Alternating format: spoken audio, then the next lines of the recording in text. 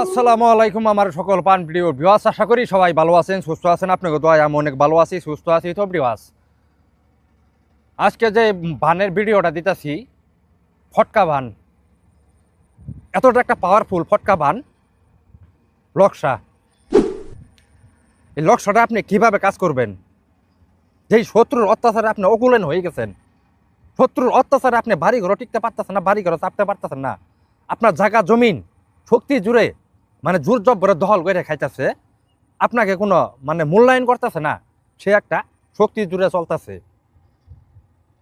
আমি চান সদাগর আপনাদেরকে চ্যালেঞ্জ করে বলতেছি, খুদার কসম, সেই শত্রুকে আপনি কীভাবে উচ্চ করবেন এ একটা ফটকা বানের নস্কা দিতেছি। এই লক্সাটারে আপনি সুন্দরভাবে জাপনা মেসোয়া কালি দ্বারায় সুন্দরভাবে অঙ্কন করবেন।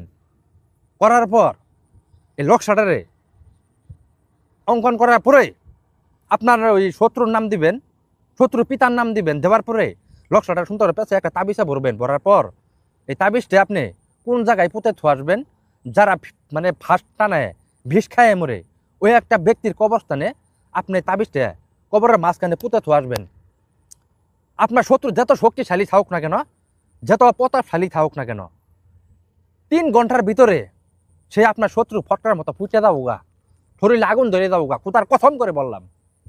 কিন্তু কাজগুলা সঠিকভাবে করতে হবে। আমি যেভাবে আপনাদেরকে পার্ট বাই বুঝে দিয়েছি কাজগুলা কিভাবে করবেন, শনিবার অথবা মঙ্গলবারের দিন এই কাজটা করবেন। আপনার শত্রু যত শক্তিশালী থাকুক না কেন, মানে যত বীর থাকুক না কেন, যদি শত্রুকে উচ্ছেদ করতে চান, কাজটা আমি যেভাবে করতে বললাম ওইভাবে কাজ করবেন। শত্রু মনে করেন যে হাওয়ার মতো ফুটে যাবো, এতটা একটা পাওয়ারফুল নকশা। কিন্তু কাজগুলা সঠিকভাবে করবেন, যেরকম কাজটা করবেন প্রয়োগ করার সাথে 3 ঘন্টার ভিতরে আপনার শত্রুর শরীরে আগুন ধরে যাবো, ওই একটা পাওয়ারফুল নকশা। কিন্তু আপনাদের কাছে অনুরোধ, যারা বিপদ আপদ আছেন, শত্রুর অত্যাচারে বাড়িঘর টিপতে পারতেছেন না, কোনো জায়গায় আপনি থাকতে পারতেছেন না, অত্যাচারে আপনাকে হয়রানি করাইতেছে বিনা দোষে বিনা অপরাধে, কিন্তু আপনার কোনো দোষ নেই, দোষ না থাকার কারণে আপনাকে হয়রানি করাইতেছে, আপনাকে মানে হস্ত নষ্ট করতেছে।